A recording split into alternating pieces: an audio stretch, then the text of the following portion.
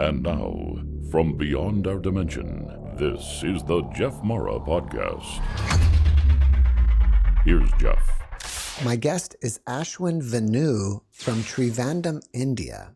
He is a private researcher of extraterrestrial and paranormal phenomena.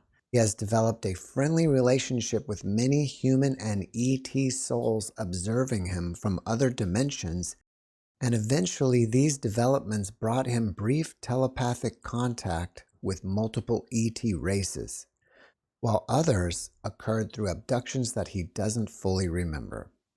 Ashwin, thank you for joining me and welcome. Hi, Jeff. Thank you for having me.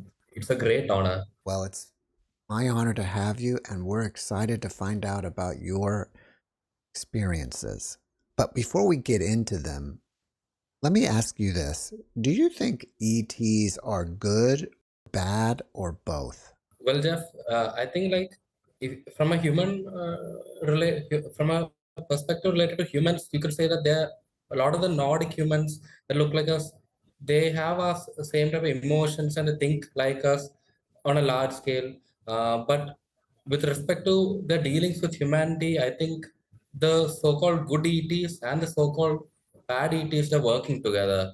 So I'm going to actually present some evidence to actually make people think that the bad ETs and the good ETs, they're working together, and they're actually playing a good cop, bad cop game with respect to humanity. Right now, from my understanding, most people in the UFO community believe that the good ETs are the Pleiadians, Andromedans, Arcturians, Alpha Centaurians, and ETs from Sirius A. Most of these races are human-like. Basically, they look like us, or like they look like Norwegians, I would guess say. And at the same time, they believe that ET races that look different from us, like the Greys, the tall Greys, the reptilians and the draconians, they actually are the negative races. So this is what most people are led to believe in from the what they'll get from the information they get in the UFO community right now. But I believe that they're working together, and I'm going to actually present some evidence to support this. So first of all, we are aware right now that the draconians and the reptilians and insectoids underneath them, and the tall greys and the AI like gray smaller greys that are underneath them, they are a part of the negative group. So many people have actually talked about abductions in which the greys have been kidnapping people, taking them on board the ship and actually taking sperm and egg samples to create hybrids, and they've been actually developing this race of hybrids since the 1950s and 1960s. And a lot of people say that they plan to replace us with them. So it's from all the experiences I've read, even with regard to the reptilians, they seem to be definitely negative, and the grays as well, definitely negative. But I want to actually, I've been thinking about the positive ET races a lot, and I have a 15 points that make me think that the positive ET races are actually not on our side. Before you get into your evidence, can you just quickly tell us why are they playing this good cop, bad cop game? Okay, yeah, I can do that. So the reason the ETs, the good ETs and the bad ETs are playing this good cop bad cop game is this. In the future, an event is going to actually happen in which people wake up to the reality of ETs, and it's Corrigood and others say that it's going to be there's going to be a solar flash event. There's going to be a pole shift, and that pole shift is actually going to wreak havoc on humanity. Our electronics will be wiped out, and basically our population will decline a lot. So when in this period of time, the ETs are actually afraid of losing control over humanity, and the reason is this. I believe the solar flash event that's going to occur, it's going to raise the background frequency of Earth. When it does this, a lot of people will be able to access their higher memories. They'll be able to remember their true self, and they'll be able to regain the memories from past lives. And so this entire ET story will actually be wide and open for everyone to see. Everyone will be able to understand that a lot of negative ETs have been controlling humanity for a long time. So, from my understanding, there's a council. Corey Good calls it the Saturn Council or the Super Federation. I believe there's a council of ETs in which the regressive ETs, the bad ETs, and the good ETs have been communicating about this particular end game scenario, and they're afraid that we're not going to trust any ET race. We are just going to completely say we don't trust any foreigners. Nobody try to help us. So we are going to just do our own thing and actually and not align with any with this coalition of bad and ET races who are actually working together. They're afraid of that scenario happening. Also, they decided to create a UFO community since the 1950s. So we noticed that the UFO community of today is largely influenced by what the ETs are saying. The ETs come through channels like Bashar and so many people around the world. They talk about the Galactic Federation, how noble the Pleiadians and Andromedans and Arcturians are, how they are helping us on a soul level. Uh, and they've been actually building this UFO community so that we gain trust in a certain set of ET races that we hardly know anything about. And that's what we're seeing today in the UFO community. So many people are actually talking about these ETs and praising them that they hardly know anything about. Especially the Pleiadians, they're the center of this. The Pleiadians and the Galactic Federation. This is a big psyop. And the reason they wanted this psyop so that when this event occurs, these ETs will actually come forward and say that we have been fighting the negative ETs. We've been trying to free humanity. You trust us. We will give you all the technology you need. So when the solar flash event occurs, we will lose all our electronics and we'll be very dependent on foreign help to survive. It'll be a really bad situation. So the ETs will actually give the technology which will work during that particular condition, in a solar flash event. So the solar flash event will raise the background frequency of Earth. I mentioned this earlier, but our electronics is not designed to work in a high frequency environment. This is why all the abductees that whose interviews I've seen who have taken electronics on board UFOs where the background frequency is higher, the electronics no longer work. Basically, electronics don't only work in 3D. It's designed for 3D. The Greys and the reptilians and the others actually seeded electronics into our civilization in the 1950s so that we'll be very dependent on it when this event occurs. We were actually trapped and led to using electronics, and we fell for the trap. And now we'll be in a big we'll be actually very reliant on foreign help when this event occurs. If we never had electronics, even if the solar flash event occurred, yeah, the pole shift will cause some problems, but most probably we'll be able to actually get up on our feet again, and we'll be able to actually survive and actually build our infrastructure up again. But because we're so reliant on electronics, we can't easily recover. We'll be so dependent on foreign aid. And the positive ETs, the so-called positive ETs, they're going to come in, they're going to give the technology, the crystalline based technology, which will work in this situation in which the background frequency is very elevated. It will be basically 4 or 5D then, that's what I believe. And um, they'll basically get us to join their alliance. Let me stop you real quick. Do you have a timeline when the solar flash and or the polar shift is going to happen? Yeah, I believe it's going to happen within the next couple of years, maybe like less than a decade. That's what Corey Good says as well. And I've noticed that the ETs are becoming, the positive ETs are becoming more aggressive in the channels that they're actually communicating through. They're actually talking about actually coming out into the public, making us more aware of them. And they say that this is going to happen really fast. At the same time, we see that the US government with David Grush and so many others, they're coming forward and they're making people more ready to actually believe that there are possibilities out there that want to help us. So I see here like all of this playing together, and actually it's merging at a point in which this event will happen. I think it's going to happen real soon. Like within the next couple of years or Yeah, earlier? probably in the next couple of years. I think in the couple of years, this thing will accelerate, and eventually this event will happen. And I believe that shortly after the event, the ETs will actually come out into the open, and they'll give us all this technology so that it'll come at a cost. This technology won't be given for free. They will tell us basically we've actually completely messed up. The human race, our leaders have actually deceived us. They've actually sold us out to ETs. We don't know how to treat each other. We don't know how to treat our animals. We don't know how to treat the environment.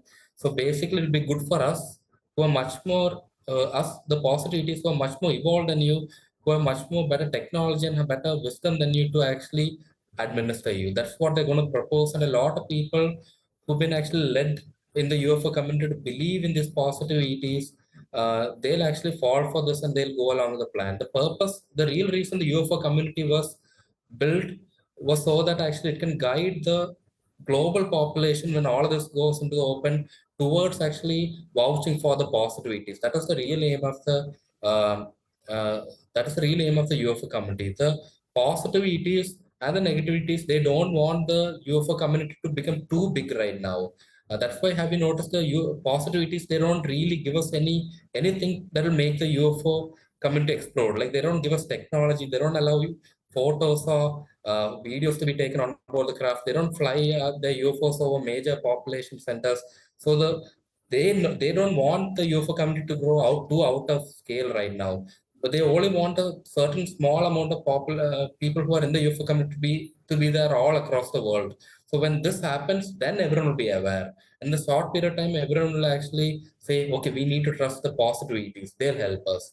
So that's their plan. So basically, they got us addicted to their technology and the conveniences of life. And when it all crashes and burns, we're going to be dependent on them and almost beg them to give us the technology again. So Yeah. why do the ETs care about the Earth so much anyways? I mean, if they're so much more advanced than us and evolved, why do they even bother with us? So Corrigan, he actually has witnessed a Saturn Council or a super federation in which there are so many, like around 40 ET races that are human-like. They're human-like in the sense they look like us, but the internal organs are different. We are actually derived from the genetics mixed with apes as well. We were actually created after a long hybridization program that spanned more than 1 million years. So they are actually using us to fulfill their inbreeding issues. A lot of these ET races, they actually breed strongly. They're strongly among themselves. They don't breed with other foreign races. So we are actually used as a tool through which these ET races can actually get the genetics of other ET races. So how it works is like this: they create us by actually combining the genetics of so many of this Nordic ET races together, along with the genetics of other ET races, other non-human ET races that are participated in the Saturn Council, and then each race comes and abducts humans. They interbreed with us, take our children back to their own home world, and actually they mix with them and actually create a separate sub-race from them. So this way they can actually get the genetics from us, and through us, the genetics of other ET races back into their own mix. So this way they can actually solve the inbreeding problem. And so us, because we have the genetics of so many ET races, we have much more creative than any of the ET races that have pushed their genetics forward into creating us. When they breed with us, they get this creativity back into them. They get a soul connection to many of the other ET races that are part of this genetic experiment. So we are actually a tool through which all of these ET races can evolve. We are being used for that purpose to actually bridge on a soul level and a genetic level, bridge the gap between them. That's Yeah, so interesting. that's why they value us. Right, we're just like genetic rablats for them, so they Experiments. can use our genetics to help fix their own problems. Exactly. And there have been many human races in the past before us. So if you look at the information provided in a text called the Lesotho Files, they say that there have been 7 advanced human races with technology before us. That each time the Nordic race and their allies called the Elohim, they would actually come in and actually wipe our and previous human races out, and they will replace us with the new race, which is the new genetic experiment. Mm-hmm. And they say that even the Sasquatch is actually a previous genetic experiment that was used specifically for this purpose. They say the Pleiadians contributed their genetics to create the Sasquatch, and they were actually developed from the giant lemur line. The giant lemurs, they were actually developed from the line while we were developed from gems. Interesting. And one of my guests said before that if you follow the evolutionary path of monkeys to the prototypical human or whatever, that's where the Sasquatch or Bigfoot would be. And humans are completely different. We're brought here. But you're saying that Yeah, Bigfoot was created by the Pleiadians as well. And that was one of the yeah, previous races. yeah. They were created by the Pleiadians and the genetics of other ET races as well. So it's like this. In this council, they actually argue amongst themselves, like when they're creating a new race, who all will actually contribute their genetics to create this race. Because anytime, not everyone will get the same opportunity to contribute the genetics. Some races will be left out, and those races that are left out will lose out the chance to evolve from that race they're creating later on. So many of them actually debate and argue amongst each other for the rights to create a new race. So the Sasquatch was actually developed from Pleiadians and many other races as well. Uh, they did not have the genetics of the Draconians and the Orion Greys in them. So in other cases, like even before them, before the Sasquatch, there was a native reptilian race. That race was actually created from the genetics of the Orion groups and the Draconians. So that's another genetic experiment. And they all meet together in this Saturn Council and actually plan out how these genetic experiments will take place. They're actually allies, even though they give the impression right now that they are actually fighting amongst each other. That's a part of the plan that to actually deceive humanity. Uh, and when all of these events, the solar flash event occurs, we will end up actually trusting them and going along with their alliance.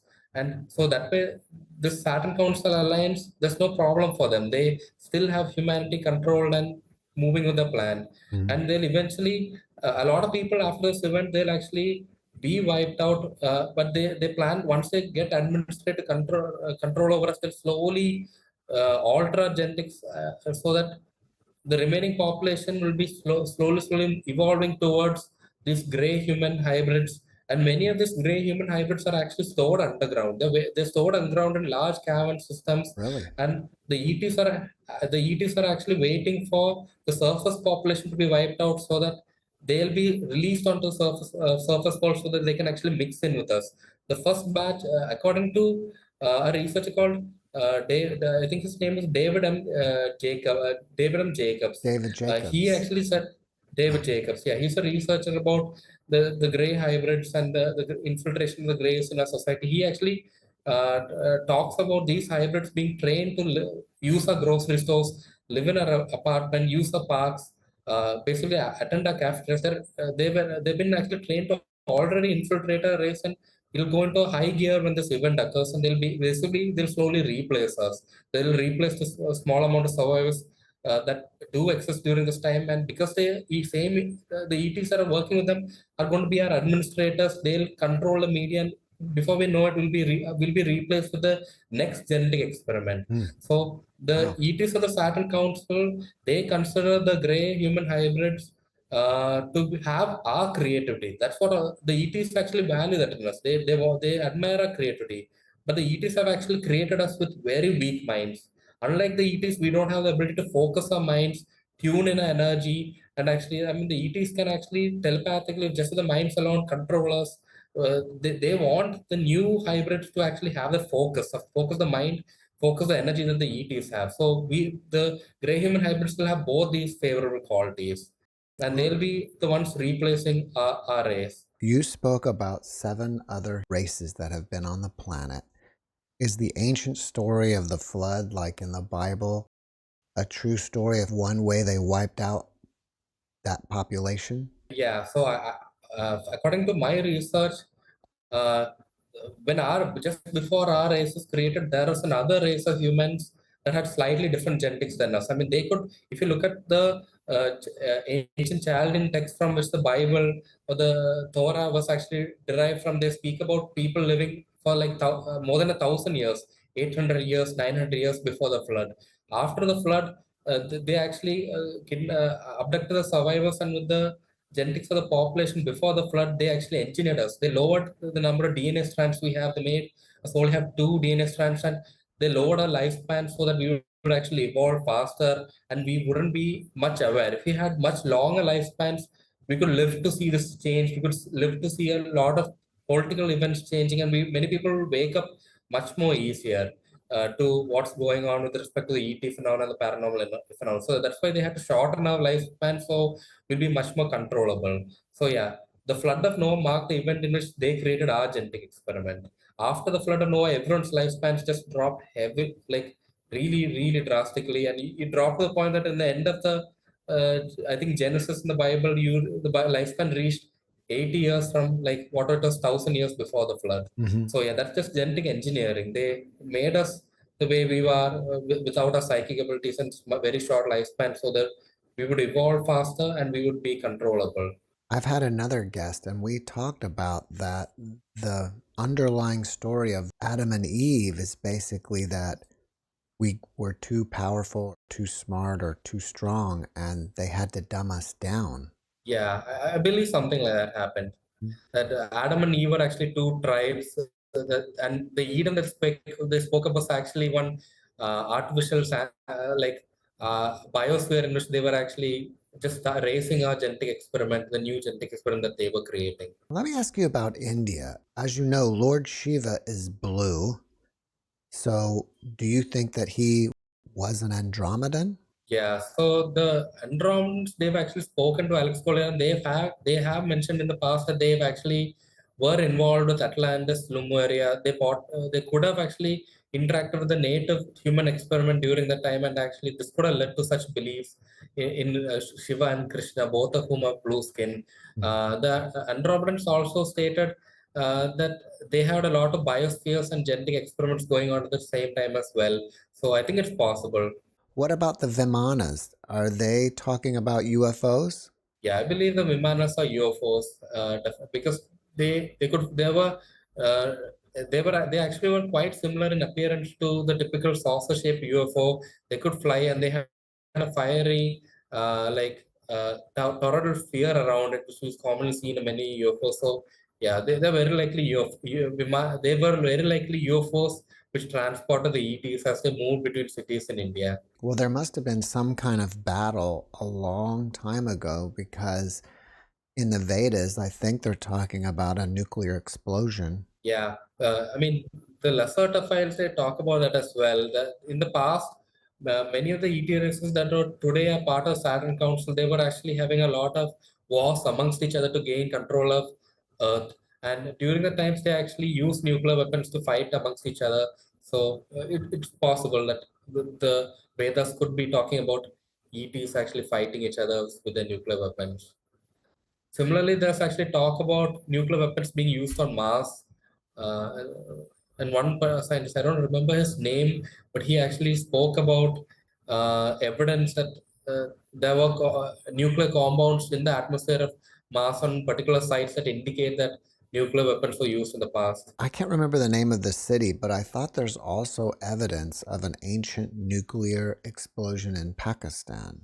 Do you know what I'm speaking of? Yeah, I've heard of that, but I don't have all the details with me right now. Hmm. Are there any reports of UFOs in India?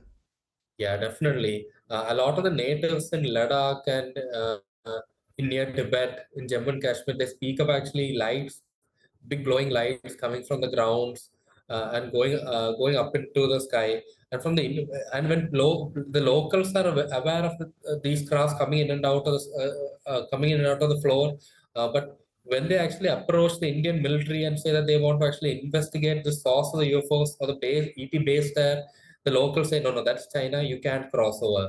Similarly, from the Chinese side, they say that that's India, you can't cross over. So there are many ETs in the bases that are in the border of India and Tibet, India and China, and no one can access these zones because it's actually blocked off by the Indian and Chinese military. So yeah, and the locals are aware of it, but uh, both governments, they don't allow the media in both countries to actually talk about this in the open. Some journalists, I've heard stories that some journalists have actually go visited these sites, spoken to the locals, and when they try to actually go to the mainstream medias in India and China and talk about it, they were told to keep quiet, and they were actually threatened that they shouldn't talk about this at all. That it's a secret that the governments are trying to maintain. Do you believe that the ETs are working with all the governments of the planet? So based on all the information I have right now, I believe that there's a cabal or the deep state that's actually a military industry complex. They've actually reverse engineered ET technology, and they're like there's like a many corporations working together. They become multinational and they influence many countries. But the leaders of many countries may not be aware of it. Like smaller countries which are not major players in the world, they may be completely unaware that there's a ET existence uh, in our world. But many of the bigger countries like USA, Britain, Australia, Canada, France.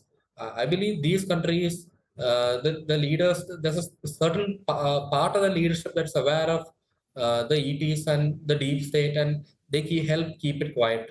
They ensure that nobody in the media talks about it, and if anyone else talks about it in the media and it becomes too big, they suppress it to keep it under the wraps. Now, you've had ET contact.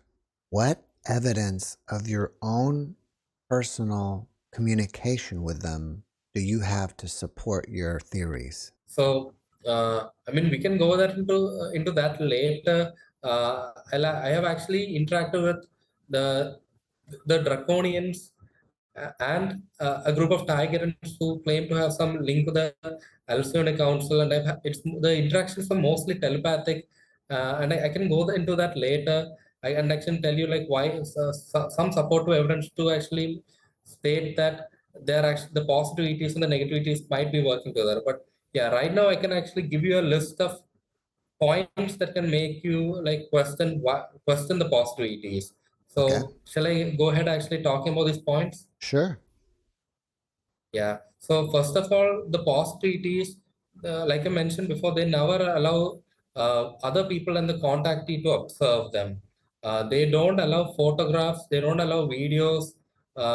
They don't fly the UFOs into actually public spots where a lot of people can observe them.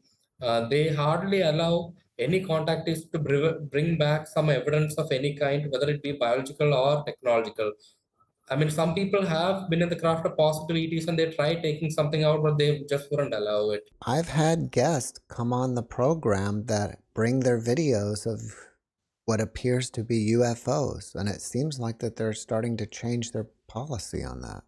Yeah, so the videos that they allow are actually, from what I've seen, they're usually actually far away videos. They don't actually show the crafts really up close and actually with a lot of details that make people like definitely certain that it definitely UFOs exist. It can be nothing 100% confirmed. It's like very low level evidence. A lot of videos that are allowed are videos of stars in the sky that the people see moving, or like just lights in the sky that are moving. I mean, that's the real evidence they allow. They don't allow any evidence to blow this completely out in the Hmm. open. Like you never hear it is standing for a pose and allowing people to take pictures of them. It never happens, and there's a protocol in place so that the UFO community doesn't become too big at the stage. And another thing that I noticed is that even amongst the positive ETs, they never allow it's very rare. They don't allow people who are not a part of corporations or the military of those races to actually interact with our race. It's usually like figures who are a part of a corporation or the government of that particular ET race that actually interacts with humans in the UFOs. Then I've noticed that so a lot of the ETs, based on my experiences, I've noticed that they actually can interact readily with the human souls on the other side. So unlike us, most of the human souls on the other side are aware of ETs. They can actually see ETs abduct people from their beds, and the ETs do this in front of them, knowing that they have no power to spread their knowledge back to the incarnated humans. So you notice right now in the mainstream media, every year they spread movies making us afraid of the souls on the other side, making us think that the paranormal is scary, the souls on the side will haunt us, they'll eat our souls, they'll feed off our energy. It's a lot of negative propaganda that comes every year through scary movies like The Exorcist that makes us fear souls on the other side. So all of this propaganda is to it's actually designed by the ET so that there'll be less communication between us and the souls on the other side. The souls on the other side know that the ETs are controlling us. They know that the positive ETs and negative ETs are working together. They have much more coordination, but the only problem is because we've been genetically altered, unlike the ETs, we can readily communicate to the souls on the other side. The ETs, even though all the ETs, they have the telepathic ability, they have the ability to tune their third eye and communicate with the souls on the other side, back and forth. But they don't ever allow to bridge the divide between us and the souls on the other side. So that actually tells me that the positive ET races, they're actually hiding a lot of stuff. I've noticed that a lot of the ET races, almost all the psychic ones, they have the ability to see ahead into time. They can see multiple future timelines. But have you noticed they never give any future prediction. If they gave a future prediction that was 100% accurate, very detailed to the UFO community, a lot of people will become aware of them and the UFO community will become too big. They can't allow that at this stage. So that's why they never give any few predictions on the future. They never predict events like 9/11 with all the details. They never actually tell us what's going to exactly happen in the future. Like even group figures like Alex Collier, the ETs that spoke to him never actually told him how the ascension will take place. Everything is blurry with respect to the positive ETs. So I've also noticed that there are other than the major positive contactees who are speaking to the positive ETs, there are many people online, such as myself in the community, and many others who have a lot of extra information that can complement the information these contactees are getting. But the ETs don't tell them, hey, go to this particular person, you'll get more information. Talk to that particular, go to this particular patent, you'll get an idea for a technology. They don't ever do that.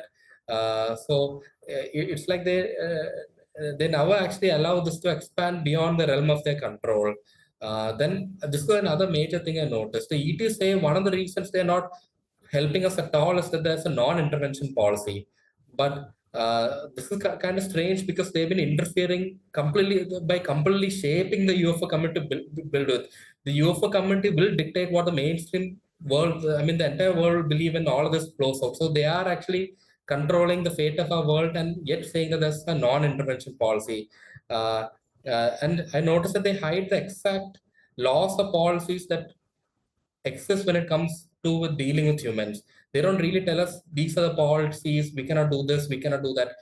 By hiding this, they actually make sure that the ball is in their hand. They can actually control us and we won't exactly know what the moves are. They never expand on the specifics of the non-intervention policies that are afraid we can see through them. I wanted to mention this earlier, and I'm glad you said it again. It's fascinating that you claim that the entire UFO community was created by the ETs just for their own interests, right? Yeah, so I have a contactee. I have actually a contact called For. Now, For, he was a star seed from a particular Nordic race, and in this particular lifetime on Earth, he was actually abducted by them, and a Nordic lady on board the UFO told, actually, she was not supposed to tell him this. She broke protocol and told him about this plan in which they're trying to actually secure administrative control of us, replace us with the hybrids. And one interesting thing she said was, the UFO community is a project that is actually managed by the ETs. They contact channelers, they contact many contactees around the world, and they actually implant ideas. They tell them to actually talk to the public to spread the information. And by actually interact with many individuals around the world, they actually have been guiding them to actually shape this UFO community. And this is an important thing which they don't tell us. So the ETs, they have computer systems on board the UFOs that they can program to control our thoughts. Like they can get us to do anything. Our minds are very easily manipulatable by them with the technology and with the natural psychic abilities. These computer systems they have can actually mind control people in the community to talk to each other, form social groups. For actually talked about many a system of lock and keys in which the ETs were actually creating many storylines, and the ETs would themselves create ways to actually deny or like reject these storylines in case they became too big in the future with evidence that will counter them, and that they would actually manipulate people telepathically with their technology to form the UFO community from the start. It's a big project the ETs are managing, and we see a lot of evidence of it. The ETs are definitely the positive ETs, especially pushed a lot of people to actually talk about the experiences, and that's why we have this narrative going on right now in which people think the Pleiadians, the Galactic Federation, all of this come from the ETs pushing the information on to contactees who spread the information. Otherwise, we wouldn't have known about any of this. Nobody would have learned about the Pleiadians, Arcturians, Andromedans. We would have never learned about any of this. And it's definitely a psyop because they never tell you anything more than what you need to know at the stage. A lot of details are purposely left out. They actually tell us a lot of spiritual fancy gas. That's what I would call it. But nothing in specific they really tell us about the technological abilities, the biological abilities, whatever policies they have. Everything is kept quiet. I don't want to sound too negative, but it seems to me like they've already won. They've already got complete control over us. This is what actually Foss said. They actually believe that they have the ability to see ahead in timelines, and they think they've already won because they secured the trust of the UFO community. The UFO community is going to believe these positive ETs who are actually working with the negative ETs as well. It's just a good cop, bad cop game they're playing to actually ensure that they remain in control when humanity wakes up during this cataclysm in the future. But they said when this cataclysm occurs in the future, people have their individuality. People's souls, when they actually experience all this hardship and chaos, they're gonna think different thoughts. They're gonna evolve differently, and at that stage, the ETs are concerned that they will lose the ability to actually predict the timeline. They lose control. Right now, everything's moving in a controlled fashion. ETs can predict what's going to happen decades in advance. They have such foresight predicting timelines with their psychic abilities and the technology as well.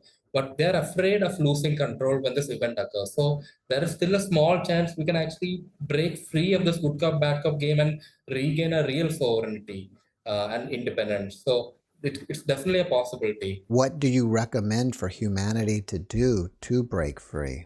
I mean, spread awareness of this. I mean, my book actually presents a lot of evidence regarding this.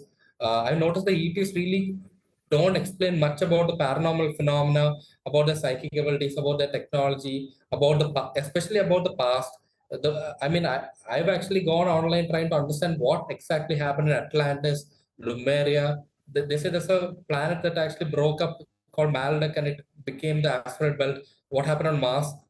The ETs leave out all these details. In my book, I've actually created an integrated theory that bridges all this information together into a common framework. So if you read my book, you'll be much more aware than what information you can actually get through other sources. And I hope through my efforts and the efforts of others as well, like Oregon, who's actually talking about this good cop, bad cop game, we can actually avert our fate.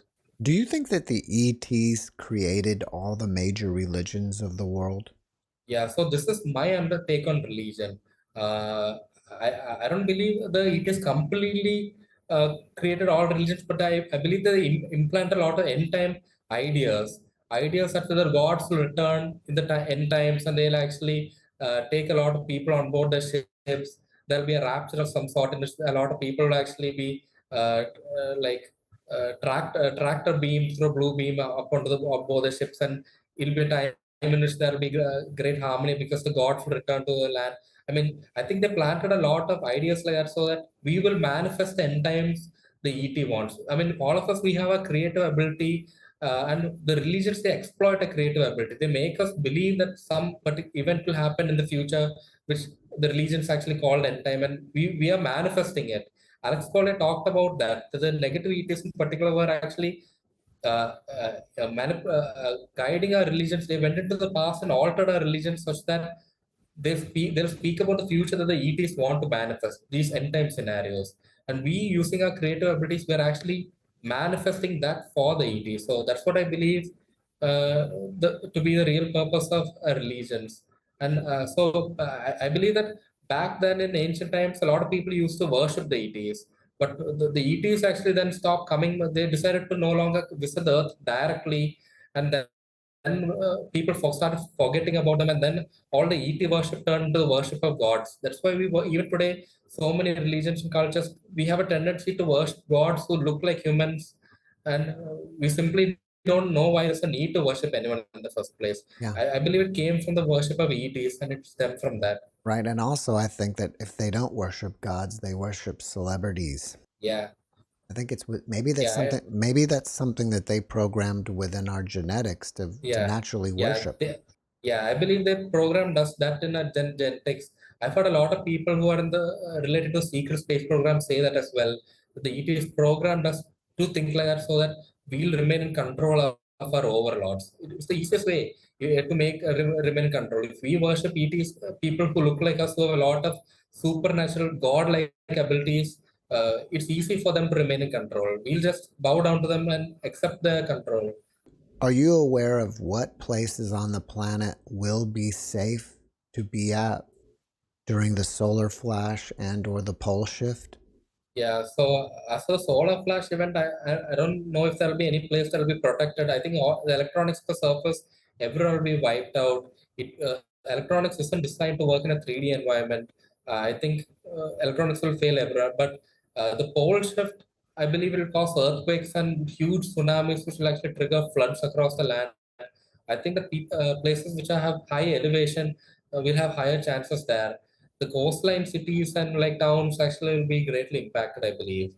I think there will be a rise to the sea level, and I think like we should stay away from the coast. Well, what other evidence do you have that all this is happening? Another evidence that I have is the ETs really hide the full extent of the psychic abilities. So this is something I'm a little bit sensitive. I have some abilities to actually perceive ETs and their thoughts and perception. I noticed one thing: the ETs, even the positive ETs, they regularly astral project into our homes. They can actually telepathically link to our auras and they can actually cure our minds. How they do it is actually they go along with our thought process by telepathically, and then they actually implant an idea, an alternate idea, which is a question. And we will actually think about that answer to the question and we'll give them the information they want. So the ETs actually scrape information off our minds regularly. They astral project, they study us even in a private moments. They can talk to the souls on the other side. The ETs, they have the ability. Are you aware of something called thought forms? I'm not sure what you mean by that. So the ETs, they have an ability to actually fragment the souls, and they can actually project parts of the souls as separate identities or separate soul matrices that move in our astral plane and can do work for them. So the ET doesn't have to focus on that task by himself.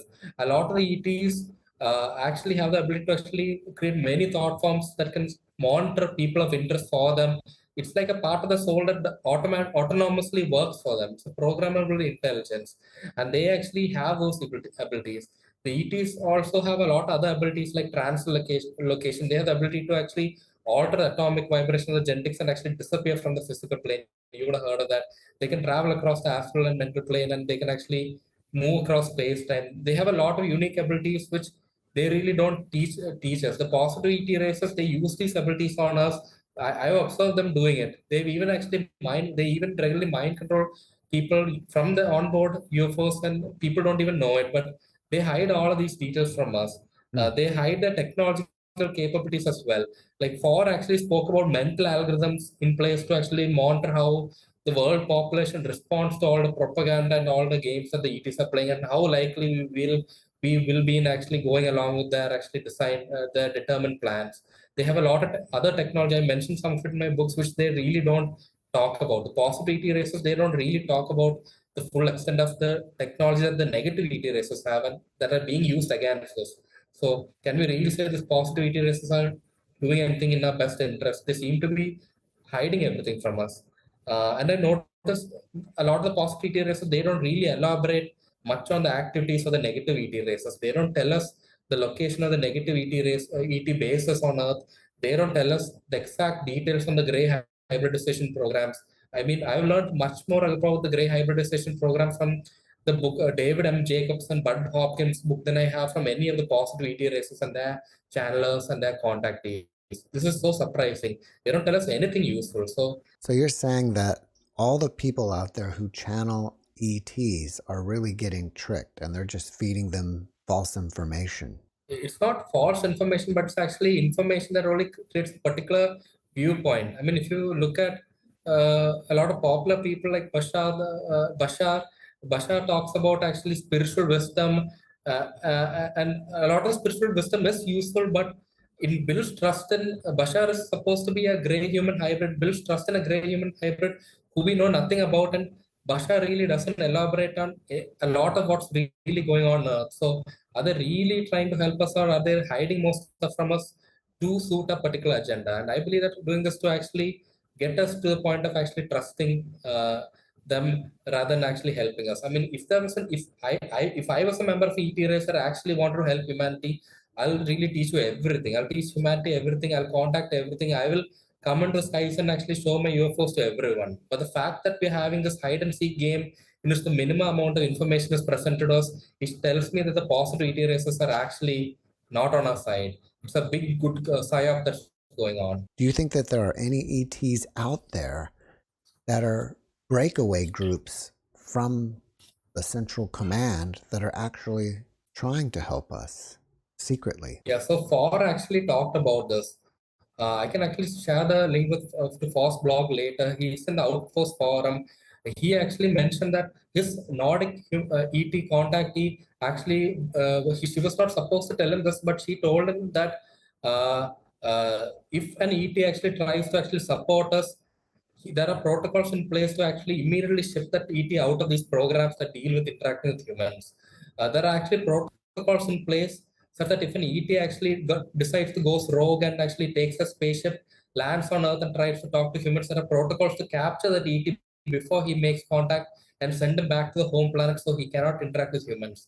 So this is a problem. There can't be any rogue ETs on Earth. If any ET goes rogue and tries to alert us to the true plans of what I would call to be Project Mankind, the other ETs will actually gang up on them and actually take them away. They'll never be allowed to actually enter Earth.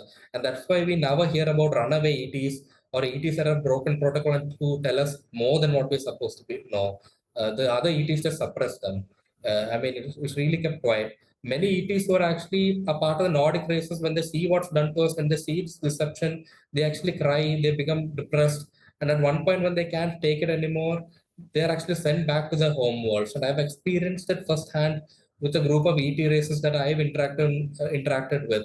And I can talk about that experience next, later on. So once the solar flash happens and the pole shift, what do you recommend for us to do? Reject their technology and just try to make it on our own with the old ways? Yeah, I think we should try that. If there's any ET race that's willing to give us technology without any like without any us being forced to sign administrative, seller administrator right away, then we can agree to that. I mean, if anyone's giving the technology for free and the technology doesn't have the ability to control us, like implants, yeah, we can take the technology. But otherwise, we should say no to their technology if they have, if it will actually tie us down into and force us to actually align with the coalition or actually accept the administration. We should use technology that are mechanical, that can work without electronics, and we should try to survive. We should spread information as much as we can across the land so that everyone knows about the ETs, about what they're doing to us, and then we form a genuine resistance. So a lot of people are actually talking about an Earth Alliance, right? That's actually trying to help us. This Earth Alliance is also a psyop. Really, I don't believe there's any real Earth Alliance at all. If there would be any real Earth Alliance, the ETs would immediately suppress it. They have that much psychic ability and technological control over any human alliance. The only reason they are talking about this Earth Alliance is in case we decide to trust no ET, we'll be willing to trust some humans who have ET technology tied to them, and then the ETs themselves will send agents that are linked to them, the cabal, to actually act like the Earth Alliance and then secure control of us. So it's another psyop. There is no real Earth Alliance, and this is something I believe a lot of people have to wake up to. Wow. So yeah, I want to actually add some other interesting points as well.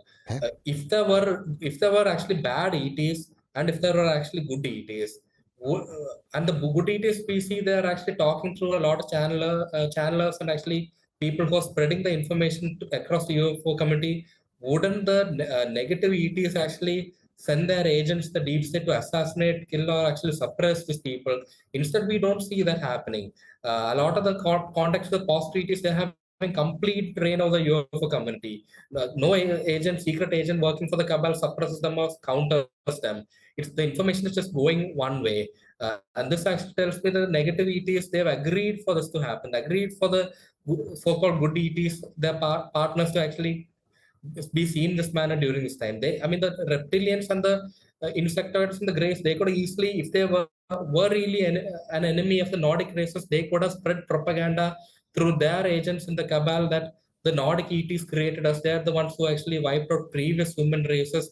They could have spread so much fear in other human-like races, ET races, but they don't do that. The fact that the negative races don't do this, so it shows that they're working with the positive and the positive ET races as well. Otherwise, they could easily like counter the information that the positive races are spreading throughout the UFO community. I think some people out there would say that all ETs are good. It's just we misinterpret what they're doing to us because we can't understand them. I mean, this could be a possibility, but based on everything I've seen and my own experiences, it seems more like they are actually using us, and they're afraid that we'll actually break free of the control, especially during the coming times. And that's why they had to actually build this UFO community like 70 or 80 years before all of this occurs. They didn't spend time and actually build this UFO community a long time back, like thousand years ago when we were still primitive. They want to do it right now so that we will just be in time for this event to occur. Do you have any other evidence that you want to share with us? Yeah, not at the moment. I think like we can move on to my experiences. Okay. So you have been abducted, right? Yeah. Did you get abducted from like a dream state, like just your consciousness was abducted, or was your entire body abducted as well? So I've had both done on me. So this is my understanding of things. I believe that I was told and I believe that because of some memories that I've been able to recall, that I was an Arcturian starseed before my previous life. I was one of the races that's working the Saturn Council in controlling humanity. My role was actually a explorer and genetic scientist who was actually harvesting genetics from different planets across this galaxy to actually improve my race. So I agreed to actually incarnate on Earth and take on the role of a human so that my ET race and the other ET races that are linked to my ET race, to whom my ET race has sold me to, they can abduct me as well and use my genetics to boost their own hybridization program or their own eugenics program. So that's fascinating. In a previous life, you were working with the Arcturians. That's what you're saying, right? You Yes, were, and you decided to come here and actually still kind of work with them to work with your genetics, right? yeah. So But I now think as a you're, part of a deal, but now it seems like you're turning against them. yeah, so this actually happens. This is the same thing that happened to Thor as well. Thor was the starseed of that particular Nordic race, but because of the experiences that you have in this particular lifetime, you can decide not to work with your previous the race from which you actually came from, because your memories are completely separate. That's a part of the human experience. I mean, we have human bodies that are no longer able to access our previous memories from a previous lifetime. So when we incarnate here, we'll be so attached to humanity, so attached to the people here, we won't exactly agree to what a previous race has been doing. And that's what happened, I believe, happened to in my case as well. I believe that I rebelled against my former race, and I decided to actually talk about about them and the activities of other ET races in a negative light. So you're saying that once you became a human, you realized that what your previous race was doing is wrong. You want to help humanity. Yeah. So I believe that before I incarnated, I agreed to actually I agreed to be abducted by other races that my former races sold me to. So within the Saturn Council, there are different groups of genetic experiments. It's possible for the ET races linked to one group to sell off uh, uh, the people that they abduct to another group so that they can actually gain the right to abduct people from that group. So it's like an mutual exchange that goes on. I believe that I was sold to many other races like the gray Orion Greys and a few other races as well, so that they could actually use me to advance their own genetics, and that it was all pre-arranged before I incarnated here. And even my own race, believe that they actually abducted me to use my genetics to advance their own race as well. That too was planned before I incarnated. Sounds like it's interstellar slavery. Yeah, it's something like that. So this is one thing I understood. The ETs, it's not just about genetics.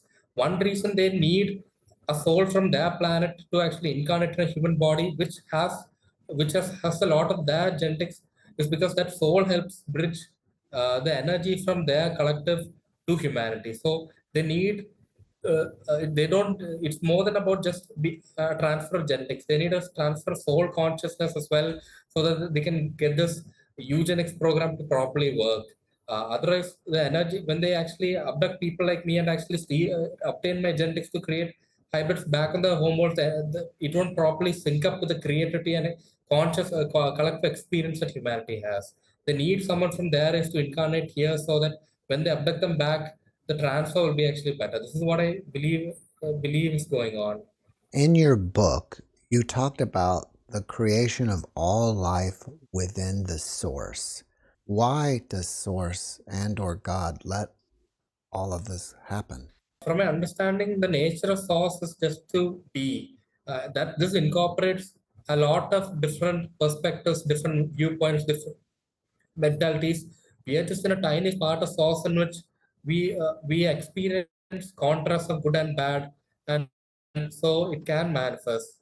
So it can manifest the source. The source allows everything to happen. It's the potential to be everything. It's infinite multiverses, it's infinite time, and so much potential. So within the source, there can be part of source in which bad things like this can happen. It's just a part of the source's nature.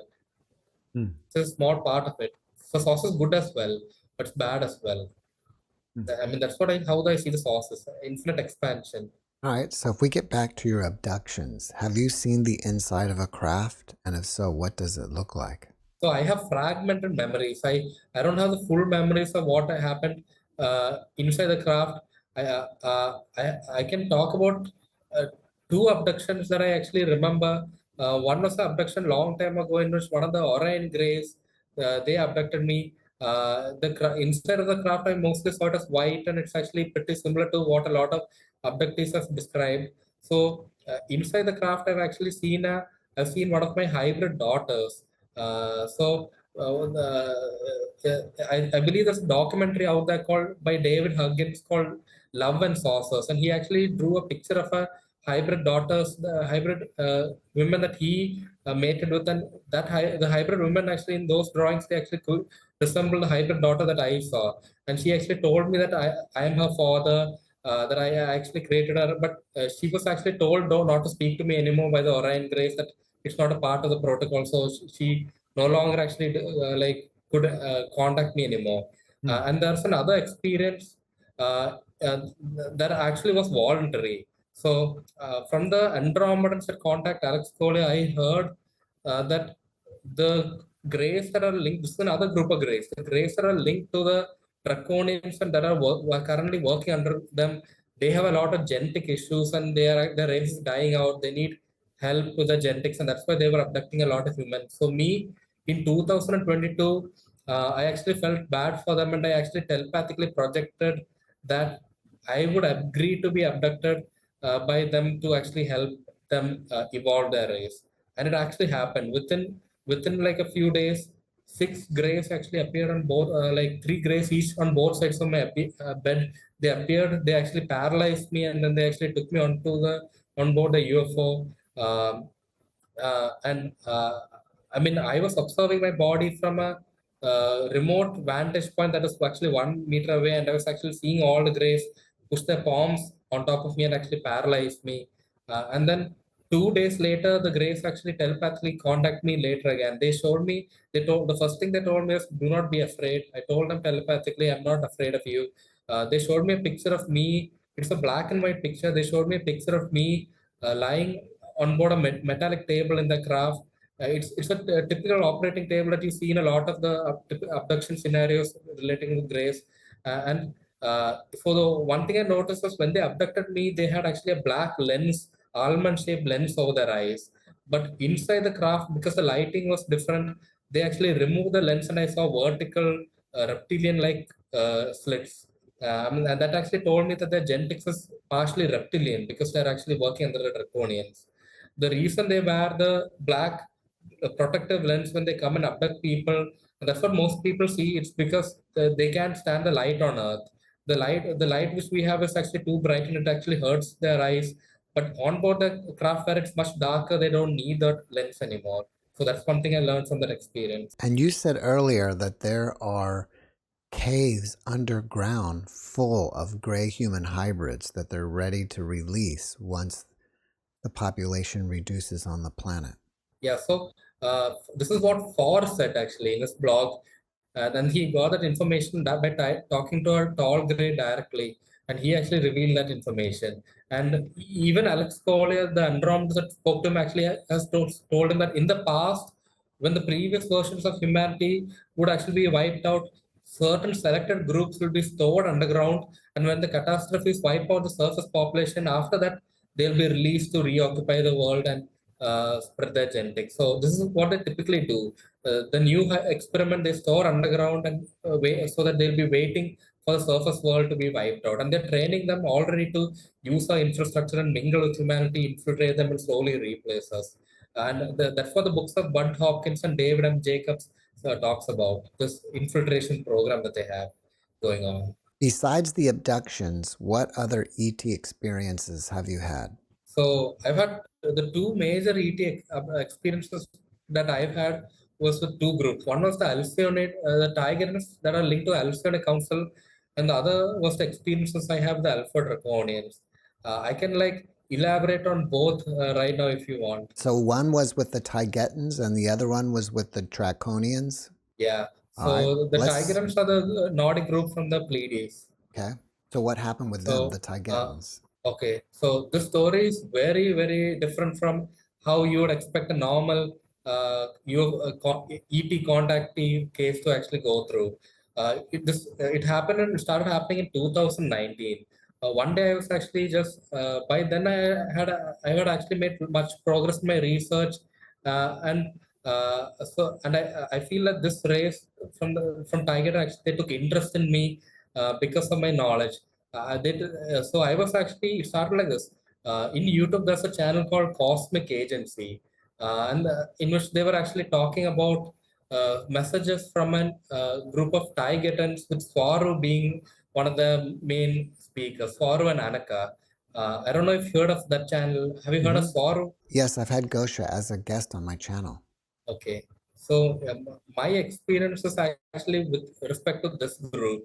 So in 2017 or 18, I think Gosha started receiving, Gosha and a few others, they started receiving communication through the internet from these Tigers. So when I started going through the information in 2008, I noticed the information was really interesting. It was unlike anything I found anywhere else in the UFO community. It was really novel, and a lot of information was rare to come by. So I was wondering, this information is definitely coming from someone who has a lot of exotic knowledge on UFOs and the paranormal phenomena.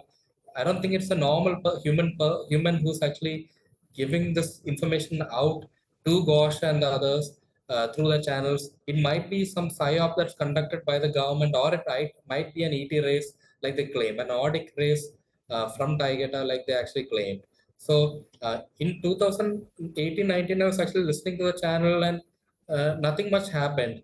It's just a big curiosity, and I would actually spend every weekend actually listening to the videos. And until this happened, so there was a event in my life in which I actually helped one lady whose husband actually died, and the particulars regarding it were actually very emotional. And I believe these ETs actually saw that and they got attached to me. I believe they were studying many humans, not just like me. They actually claimed in the channel that they were studying people like David Icke, Alex Cole. They were studying a lot of prominent figures in the UFO community to guess where the UFO community is actually going through. And I believe they were studying me as well. Because after this event happened in my life, I noticed that in Gosha's channel, in Cosmic Agency, a lot of stuff which me and my friend was talking about in private started coming up in the channel every day, regularly. And these were very private things that cannot be a coincidence. It kept happening again and again. And in my entire life, this never happened before. I mean, I was really shocked that sometimes my own thoughts which I'm thinking, like elaborate thoughts which I'm thinking that I don't share with anybody else, they're coming in the channel word for word the next day. And then I started figuring out, oh, maybe this is an ET race. They're reading my thoughts. They have the ability to astral project, and they have the ability to study me. They're actually, for some reason, they're actually trying to win my attention and actually get me to focus on them and believe that they're real. And I started paying more attention to them, and eventually, telepathically, I started to actually see women and men on board spaceships. They actually had a dark blue uniform, a full body suit, a smart suit that people will call it. It had no emblem on it, but the texture was really unique. I never seen such a beautiful texture before. The texture reminded me of the texture you see on a rose petal, but it was blue in color. And I saw the craft, the inside of the craft. The floor had a light gray, carpety texture to it, and the walls were white. And they were. I could see them in the craft, and I could see them focusing on me and discussing about me. when they would discuss on me for some reason, because of the attention, I would be able, it would bridge the energy between me and them, between our auras, and I would be able to telepathically see them. And uh, I and two of the ladies, you heard of Soru and Anaka, right? Who come forward in the channel. Both the ETs are actually represent them. They actually, I believe they actually developed feelings for me, and they got attached to me because I could sense loving feelings from two of these ETs who claimed to be Soru and Anaka, and they were on board the spaceship. And so. Uh, I noticed that many times they would actually astral project into my home. I would see lights in my home actually move around, auras in my home around, and I actually connected with that aura. I could sense these ETs, and they were just studying me. And initially, we had a friendly and positive relationship. But I noticed one thing. They were in the channel. They actually started off by giving a lot of useful information, but after 1 or 2 years, they started moving heavily towards propaganda. They claim that there is no such thing as gray human hybridization programs, that it's impossible to create a hybrid between grays and humans. They started actually claiming to be representing all of the Pleiades, and they're trying to help us. It started becoming less informative and more propaganda. And I noticed that they were hiding a lot of things. One day I tried contacting Ghosh and telling them that, hey, I've seen Swaru and Anaka on board the craft, and they're contacting me telepathically. Can you ask them if they've seen me? And Ghosh actually asked them, chatted with them, and she said that, and Swaru and Anaka replied saying that no, they don't know anyone called Ashwin Vinoo. And then next day morning, they actually asked for projection into my home, and I could see my thoughts, feel their thoughts. They were actually really sad that they had to say that, but it's a part of the protocol. They couldn't at that stage say that they knew me as a person, but they wanted to get to know me better. And Soru, I feel like Soru in particular, I feel like she got too attached to me because she was a person, even though she was a part of the psyop conducted by her race, she was a person like us. She had human emotions. So because I resembled them, that she got attached to me.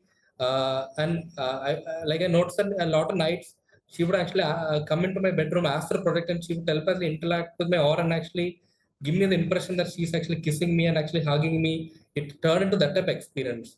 But I later, I actually learned that actually this was a psyop that they asked the other ETs in the craft, asked for to conduct to actually win me over.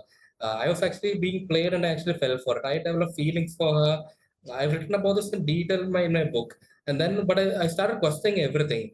Why did they not tell Ghosh about me? Why are they actually trying to win me over? But at the same time, in the channels that they're spreading across the UFO community, they're actually spreading a lot of propaganda. I started asking all these questions, and one day I just got really angry at Faru, and I just told my friend that Faru is actually a very lowly person. She's spreading propaganda and lies to humanity. And that night, I actually saw telepathically her crying on board the UFO, and then others on board her craft are actually telling her that we should try some other means of winning him over. He's actually losing faith in this way of actually this game that we were playing with him.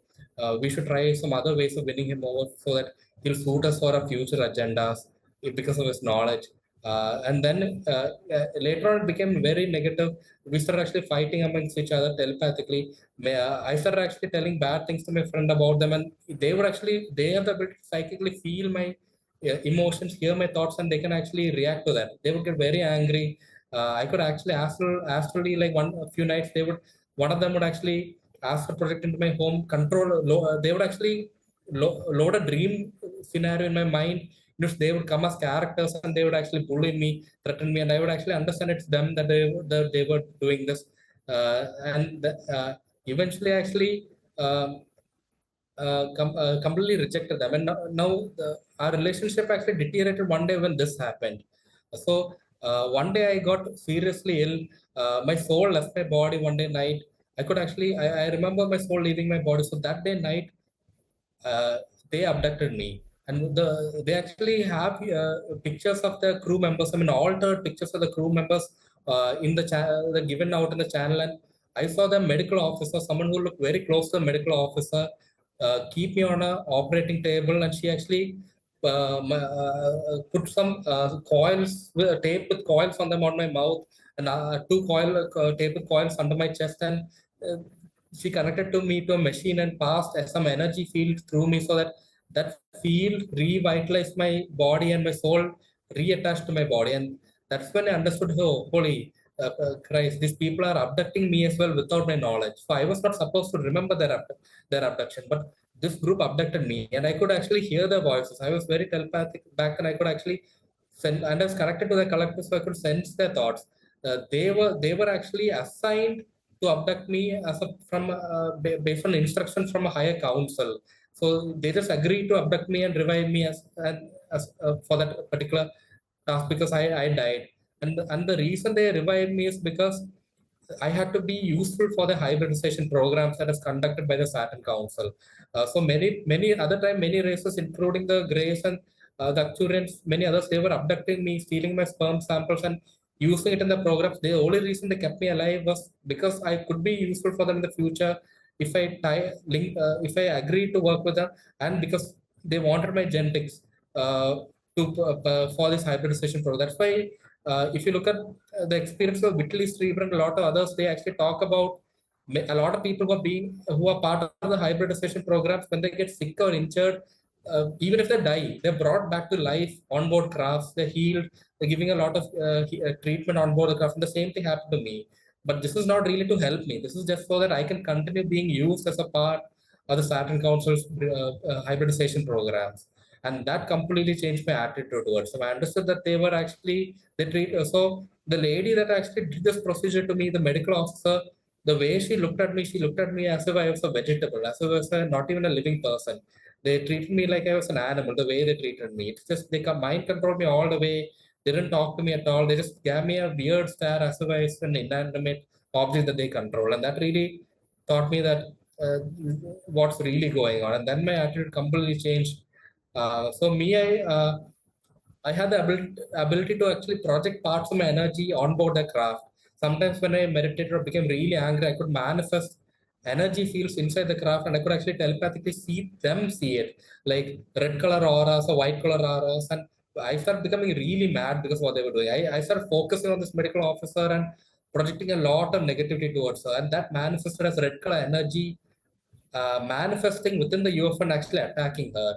And then eventually, many of them actually became frustrated with me. They pulled me out of their collective so that I couldn't sense them further and link up my energy to them, because I was pushing negativity, projecting it towards them, and they don't like human negativity at all. It really hurts the higher frequency energy. They don't like it. Then gradually, like the communication between us completely deteriorated until we went our separate ways. And even to this day, they've expanded the plans. They continue to spread propaganda favoring the Pleiadians on through many channels online, and they become more successful. So, by telling you this, I just want people to know that a lot of ETs are there who are actually spreading propaganda, and they don't have negative intention. They're actually doing this to control us. And through my experiences with these targets who are coming through the Cosmic Agency channel and through other channels, I saw the scenes behind it. I remember telepathically seeing a scene in which there was inside the craft in which there were six women, and there's a man standing behind them, and they had computers just like us, and they were actually browsing our social media sites, even though they had advanced alien technology, and they were actually going into social media platforms and pushing out chat information through the chat, trying to win people over, directing people towards their agendas and winning them over, so more people actually become their contactees and spread information. So you're saying that ETs are accessing our social media like Facebook to spread propaganda and control us? And to study what our thoughts are. So this is what the targetants themselves claimed. They claim that there's some rule amongst the ETs that they should use our own technology to interface with our internet. That they shouldn't use their technology directly to interface with the internet. And that's some policy that's maintained by the Galactic Federation. I mean, that's what they claimed. But I mean, the only thing that I've seen supporting this is I've seen telepathically seen them use devices that look like our computers inside the craft. Whenever at the same time I've seen other more advanced technology in the craft, which are holographic computers.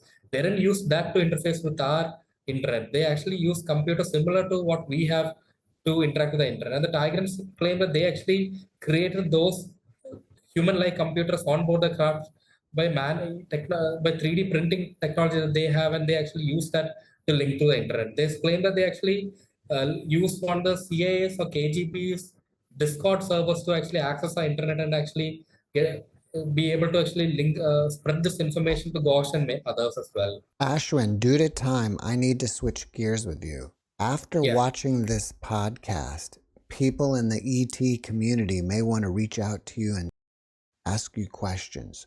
Are you open to that? And if so, how do they contact you? Yeah, I'm open to actually receiving contact from other people. The best way to contact me is through my personal email. It's at ashwinvinoo@gmail.com. It's basically my name @gmail.com. At gmail.com, Yeah, right? All right. yeah. Are you on Or Facebook? yeah, I'm on Facebook as well with the same name. Uh, so and they can also, if they've read my book or they want to read my book, they can actually. My book actually mentions another email address, project.mankind.book@gmail.com. They can contact me there as well. Your book is called Project Mankind, Extraterrestrials and Their Involvement with Humanity. If people want to learn more about it, do they go to Amazon? Yeah, so in Amazon Kindle, they can actually get my book. They can get hard copies of my book as well. But they can also contact me through my personal email address. That's at Ashwin Vinoo. That's basically my name @gmail.com. All right. Well, Ashwin, before we finish up, can you give us one last positive message? The positive message I have to say is that people should have faith in each other.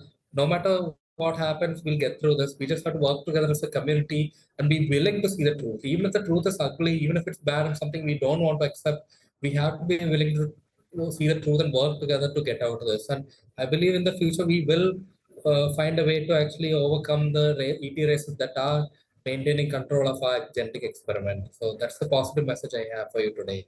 Ashwin, thank you for your message and thank you for being my guest. So thank you, Jeff. Thank you. It's been a great pleasure chatting with you. Thank you. Thanks for watching the JeffMara podcast. I really appreciate you. Another way to show support is through YouTube memberships. And if you do, there are loyalty badges and other perks depending on your level of membership. All you need to do is click the join button underneath the video to find out more. Thank you for your support.